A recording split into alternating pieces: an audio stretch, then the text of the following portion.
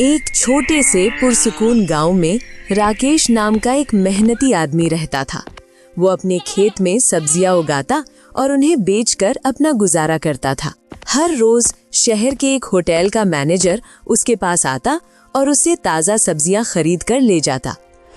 लेकिन एक दिन अजीब बात हुई। पूरा दिन गुजर गया मगर राकेश की एक भी सब्जी नहीं बिकी।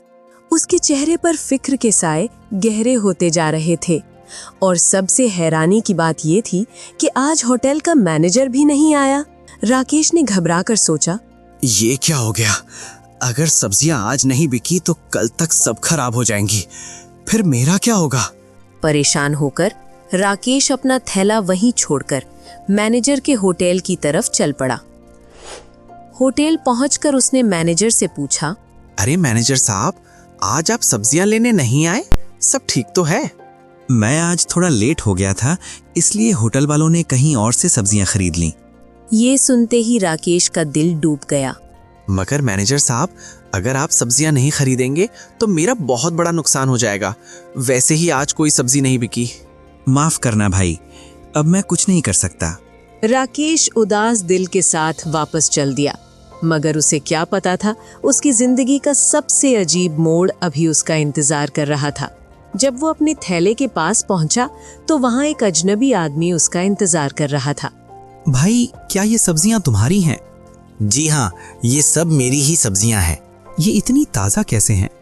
ये सब्जियां मैं अपने खेत में उगाता हूँ। हर सुबह बिल्कुल ताज़ा तोड़ कर लाता हूँ। पूरे गांव में मेरी ताज़ा सब्जियां मशहूर हैं। आदमी कुछ देर सोचता रहा, फिर बोला, मेरे पास के गांव में एक दुकान है। अगर तुम रोज सुबह इतनी ताज़ा सब्जियां वहां ला सकते हो तो मैं तुम्हें अच्छे पैसे दूंगा। ये सुनते ही राकेश के चेहरे पर खुशी चमक उठी। बिल्कुल साहब, मैं रोज सुबह ताज़ा सब्जियां आपकी दुकान तक पहुंचा दिया करूंगा। उस दिन के बाद राकेश रोज 5 किलोमीटर पैदल चलकर उस दूसरे गांव की दुकान पर सब्जियां देने लगा। सफर लंबा था मगर मुनाफा भी ज्यादा था, इसलिए राकेश खुशी खुशी ये मेहनत करता रहा। मगर एक दिन जब वो सब्जियां देकर वापस आ रहा था, अचानक तेज बारिश शुरू हो गई।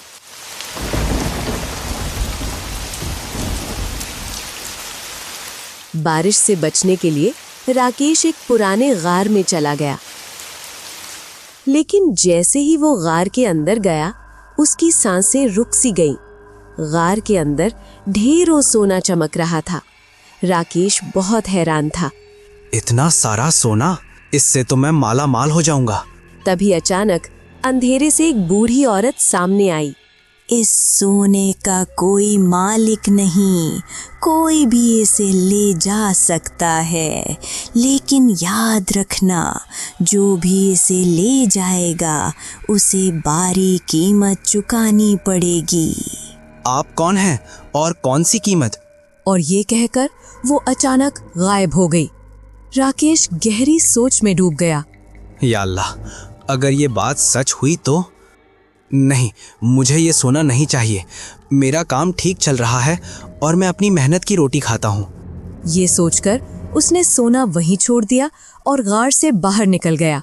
मगर उसे बिल्कुल अंदाजा नहीं था कि असली मुसीबत अब उसका इंतजार कर रही है। जब राकेश अपने गांव पहुंचा तो उसने देखा उसके खेत की सारी सब्जियां बर्बाद हो चुकी थी।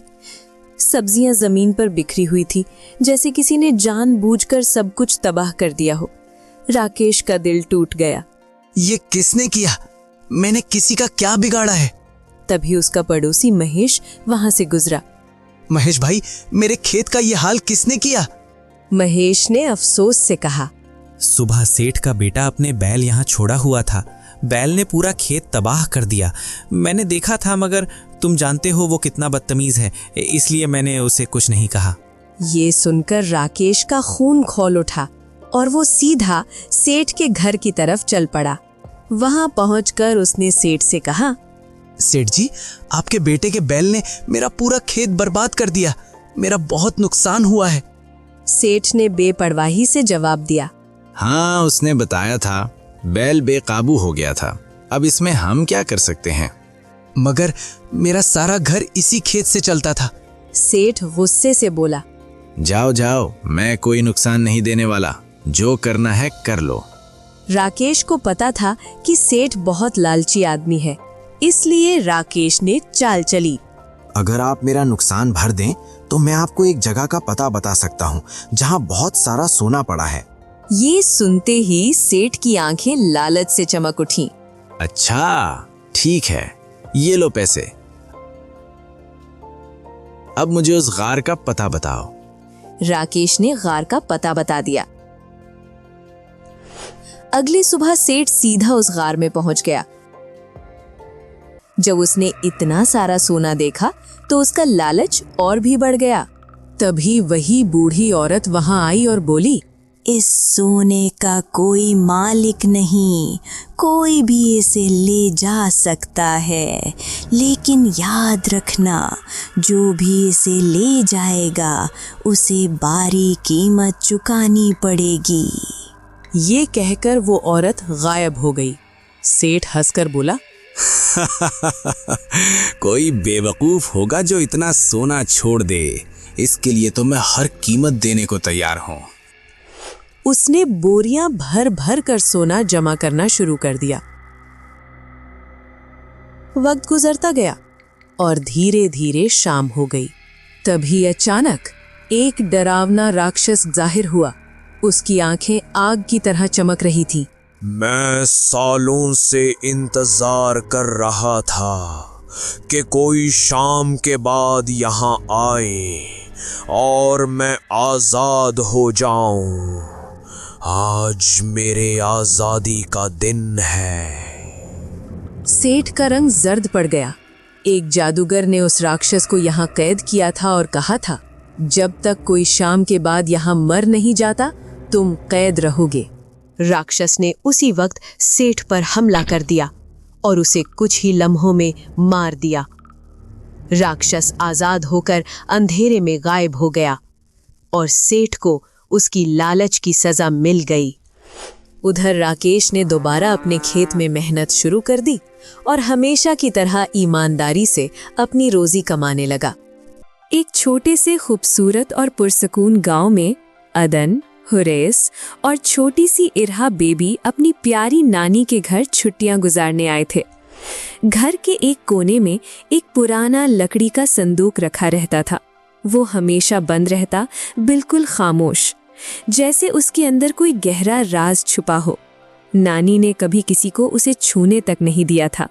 सिर्फ एक बार उन्होंने धीमी लेकिन राज भरी आवाज में कहा था, इस संदूक में तुम तीनों के लिए कुछ बहुत खास है, लेकिन अभी इसे खोलने का सही वक्त नहीं आया। ये जुमला तीनों के दिमाग में बार बार गूंजता रहता था। एक दोपहर अदन ने देखा कि हुरैस संदूक के बिल्कुल पास बैठा उसका ताला खोलने की कोशिश कर रहा था। हुरैस, तुम फिर संदूक के पास आ गए? और इरहा बेबी, तुम भी? आज हम इस संदूक को खोल कर ही रहेंगे। नानी ने कहा है ना, इसमें हमारे लिए कुछ बहुत खास है। लेकिन नानी घर पर नहीं है, और तुम्हें याद है नानी ने क्या कहा था? इस संदूक की चाबी यहाँ नहीं, वो कहीं दूर छुपी हुई है।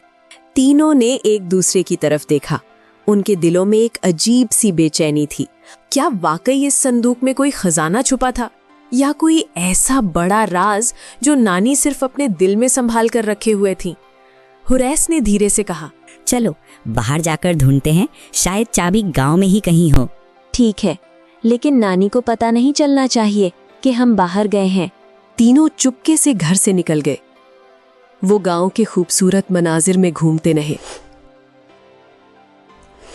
नदी के किनारे से गुजरते हुए गांव की खामोश खूबसूरती में खो गए। अचानक इरहा बीबी रुक गई। उसने छोटी सी उंगली से जमीन की तरफ इशारा किया।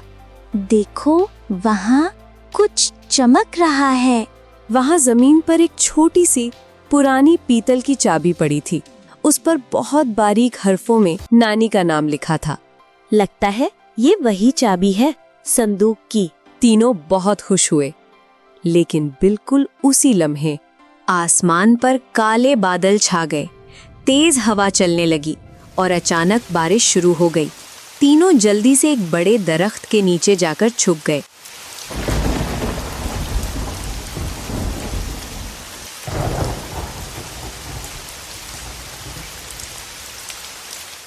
अब क्या करें, घर बहुत दूर है।